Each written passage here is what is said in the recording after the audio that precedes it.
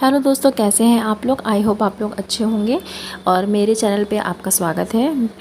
मैं ये दूसरा ब्लॉग बना रही हूँ। मैं कोशिश करती रहती हूँ कि मैं ब्लॉग बनाऊँ, पर मुझे इतना टाइम नहीं मिल पाता है रेगुलर बेसिस पर ब्लॉग बनाने का, क्योंकि मेरी 15 मंथ की छोटी बेटी है और फिर मैं अकेले ही सारा काम करती हूँ।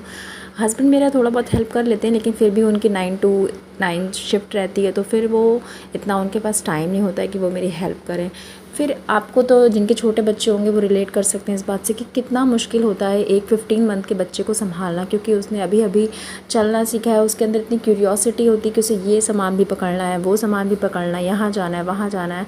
फिर आपको देखना पड़ता है कि अगर आप किचन में कुकिंग कर रहे हैं तो वो बच्चा ऐसी कोई चीज़ें ना छू ले, ना टच कर ले, जैसे नाइफ़ हो गया है, या फिर आप ऑयलिंग वगैरह वाला कोई काम कर रहे हैं तो उसमें आपकी कढ़ाई वढ़ाई से वो दूर रहे। मतलब सब मैनेज करना होता है एक छोटे बच्चे के साथ।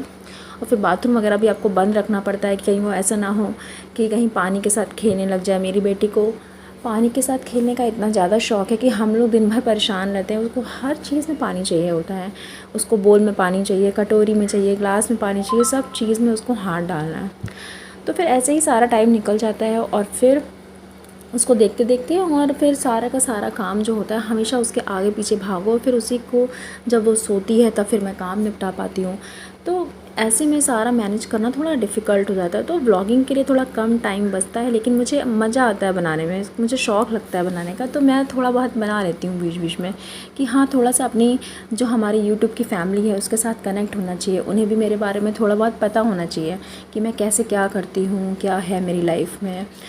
तो मेरा जो आज का दिन था, मैंने ऐसे ही रैंडम व्लॉग बनाया कि चलो आज बनाते हैं। तो फिर उस दिन मैंने सुबह उठ करके जल्दी से जो भी नाश्ता वगैरह था वो बनाया। मैंने यहाँ पर रवे के चिल्ले बनाए, क्योंकि वो जो मेरी बेटी है वैष्णवी, वो ये सब पसंद करती है, वो खा लेती है थोड़ा बहुत ये सब। तो फिर मैं उसी के हिसाब से, आपके घर में ऐसा होता है ना, अगर आप 3 लोग हैं तो उसमें जो सबसे ज़्यादा अपने बच्चों को प्रेफरेंस देते हैं उनके हिसाब से सारा काम करते हैं। तो वही हम लोग का हाल भी हो गया है। पहले हम लोग अपने हिसाब से, अपने मूड के हिसाब से सारा काम करते थे। नाश्ते का काम, खाने का काम, क्या बनेगा। अब क्या हो गया, अब हमारी सारी चॉइसेस हमारी बेटी के ऊपर डिपेंड करती हैं कि वो जो खाएगी वही हम लोग बनाएंगे। अब हम लोग ज़्यादा तेल मसाले मिर्च वाला, मतलब कुछ भी, वैसे भी हम लोग कम ही खाते थे, लेकिन अब तो बहुत ज़्यादा ध्यान रखते हैं हम लोग कि सब कुछ हेल्दी वे में होना चाहिए, ताकि हमारी बेटी है उसको कुछ भी नुकसान ना करे। फिर मैंने क्या किया, मैंने सारा जो नाश्ता वगैरह था उसको बनाने के बाद फिर मैंने यहाँ पर एक थोड़ा सा, मैंने सोचा आज टाइम मिल रहा है, वो सो गई है अच्छे से, तो फिर मैं आज एक अच्छा सा मास्क बना के लगाती हूँ। जो ये मास्क होता है ना, बहुत ही अच्छा है। आपको इसे एक बार लगाने के बाद ही रिज़ल्ट दिखाई पड़ेगा। ट्रस्ट मी, प्लीज़ आप ये लगा के ज़रूर देखिएगा। अगर आपके फ्रिज़ी बाल हैं, बहुत रूखे हैं, ड्राई बाल हैं, आपको बिल्कुल भी नरिशमेंट नहीं दिखता अपने बालों में ना, तो ये जो पैक है ये बहुत अच्छा है। ये फ़र्स्ट वॉश के बाद ही आपको दिखेगा। आपको इसे मिला करके, दही है, हनी है और कोकोनट ऑयल है, 2 स्पून आपने जैसे कोकोनट ऑयल ले लिया और 2 स्पून आपने कर्ड ले लिया, फिर 1 स्पून आपने हनी ले लिया। ये मतलब मैं अपने बालों की लेंथ के हिसाब से बता रही हूँ। आपका है तो आप इसका पोर्शन अपने हिसाब से कर लीजिएगा, जैसे भी मैंने ये बनाया है। फिर उसको लगाने के बाद आपने क्या करना है, आपने इसे 30 to 50 मिनट्स अपने बालों पे रखना है, ठीक है।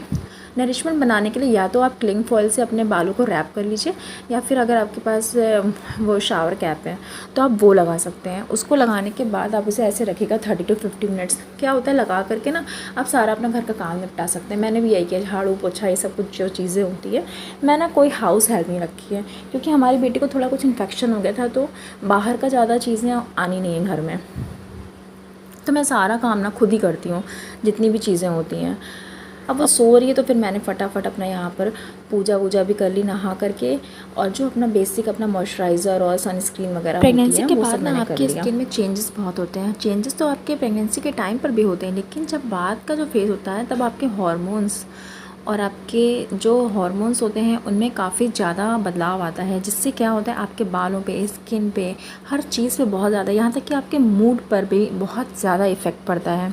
क्योंकि आपका क्या होता है, वो जो साइकिल होता है पीरियड वाला, वो भी आपका स्टार्ट होने वाला होता है कुछ मंथ्स बाद। अगर बेबी फीड कर रहा है तो मोस्टली ऐसा होता है 6 to 9 मंथ्स तक तो आप होते ही नहीं। जैसे मेरे केस में क्या हुआ, मेरा 9 मंथ्स तक तो हुआ ही नहीं, 9 मंथ्स के बाद मेरा होना शुरू हुआ।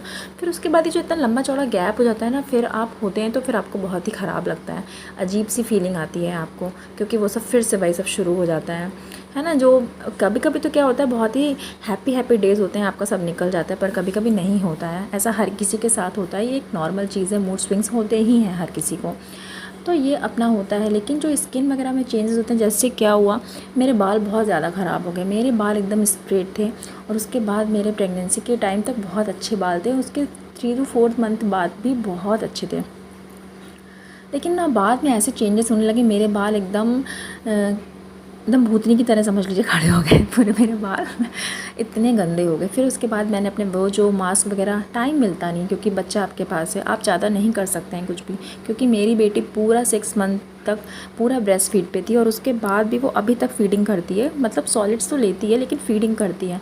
तो आपके पास एक जो बच्चा है, आपको उसके अकॉर्डिंग ही चलना पड़ता है। आप ज़बरदस्ती विन ऑफ नहीं कर सकते हैं कि नहीं, आप बच्चे को ज़बरदस्ती पुश कर रहे हैं कि नहीं सॉलिड खाओ सॉलिड खाओ।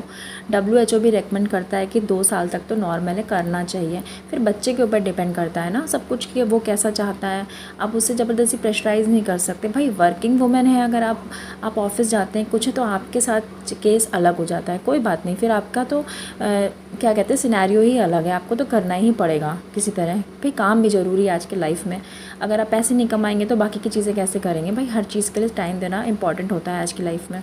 तो वही चीज़ें तो मेरी बेटी तो अभी तक करती है, तो मुझे सब कुछ उसके अकॉर्डिंग करना पड़ता है, तो यही चीज़ें रहती हैं। लेकिन फिर भी आपको अपनी स्किन पर, अपने हेल्थ पर बहुत ध्यान देना चाहिए, क्योंकि एक जो ब्रेस्ट फीडिंग मदर होती है उसको विटामिन और कैल्शियम, इन सब चीज़ों की बहुत ज़रूरत होती है। तो वो ज़रूर लीजिए अपने डॉक्टर से, अपने जो भी आपके गाइनो है उससे पूछ करके अपनी सारी जितनी भी चीज़ें रिक्वायरमेंट है उनको फुलफ़िल करिए, अच्छा हेल्दी खाना खाइए। मेरा यही रहता है कि घर का अच्छा खाना बने, फिर जैसे टाइम मिले, फिर हम लोग चाहे थोड़ा लेट खाते हैं, रात में लेट नहीं खाना चाहिए लेकिन खाना पड़ता है, क्या करें, मजबूरी रहती है। फिर अगर आप नहीं खा सकते तो हेल्दी चीज़ें लीजिए, लिक्विड पे ध्यान दीजिए, जैसे मट्ठा है, छाछ है, शेक्स हैं, अलग अलग तरीके के न्यूट्रिशनल चीज़ें हैं, नट्स हो गए हैं, ये सब चीज़ें लेनी चाहिए। उस पर मेरा बहुत ज़्यादा जोर रहता है कि अपनी हेल्थ को मेंटेन रखो, क्योंकि भाई हेल्थ है तो तभी तो सब कुछ है, वरना आप कुछ नहीं कर सकते हैं लाइफ में। और इतनी सारी चीज़ें होती हैं, इतने जॉइंट पेन्स, ये सारे पेन वो सारे पेन, बच्चे को आप लिए रहते हैं हमेशा, तो उससे ये सब चीज़ें तकलीफ़ होती है। तो बेबी और अपना दोनों को, एक माँ को ख्याल रखना ही चाहिए। मैं भी बहुत कोशिश करती हूँ रखूँ, पर फिर भी कुछ ना कुछ कमियाँ रह ही जाती हैं। और खाने में ना, चाहे आप एक ही सब्ज़ी बनाएं या कोई भी एक दाल बनाएं, फिर साथ में एक कोई ऐसी चीज़ रख लें, जैसे सैलड रख लें, या फिर दही हो, या फिर दही में ऐसा रायता बनाया हो जिसमें वेजिटेबल्स का पोर्शन ज़्यादा आ रहा हो, तो ना उससे भी हमें एक अच्छी हेल्दी डाइट मिल जाती है। चावल थोड़ा कम ही अवॉइड ही करना चाहिए, वैसे तो कम ही खाओ, लेकिन इतना भी कोई बुरा नहीं होता, चावल आप खा सकते हैं। मैं भी ऐसा नहीं है कि बिल्कुल खाती ही नहीं हूँ, हफ्ते में 2-3 बार थोड़ा सा, मेरा चावल लेने का पोर्शन बहुत कम रहता है, मैं लेती हूँ। पर यह है कि दालें वगैरह बहुत अच्छे से ऐड करना चाहिए, रात में तो अवॉइड ही करना चाहिए दालों को, क्योंकि गैस की प्रॉब्लम करती हैं, तो इसलिए वैसे दिन में खाओ तो ज़्यादा बेस्ट होता है। हैवी चीज़ें रात में अवॉइड करो, दिन में खाओ, सही रहता है। और फिर मैं ऐसे ही क्या करती हूँ ना, रात में भी मैं जैसे पराठे वगैरह भी कभी हम लोग का मन कर जाता है, जैसे अब इसी दिन मेरा मन कर गया, मैंने पनीर के पराठे बनाए, पनीर पड़ा था, नहीं मन था हैवी सब्ज़ी खाने का, कोई पनीर बनाने का या फिर पनीर सौटे करके खाने का, क्योंकि मेरी बेटी उसको मैं स्नैक्स में ऑलमोस्ट पनीर देती हूँ, तो बच्चों का जो बच जाता है वो माँ को ही खाना पड़ता है ना, अब फेंकेंगे तो है नहीं सब्ज़ी, तो मेरा भी मन नहीं हो रहा था बिल्कुल।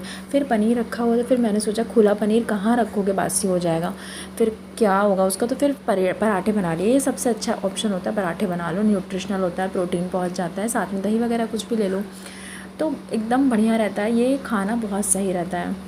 तो मैं भी ऐसे ही कोशिश करती हूँ। आई होप आप लोगों को भी मेरा आज का ब्लॉग बहुत ज़्यादा लंबा और पंचायती हो गया है पर शायद आपको अच्छा लगा हो, और अगर अच्छा लगा है तो गाइस प्लीज़ मेरे चैनल को सब्सक्राइब करिए, मेरे वीडियो को लाइक करिए, शेयर करिए, और अगर कुछ भी क्वेश्चन है या क्वेरी है तो मुझे बताइएगा ज़रूर।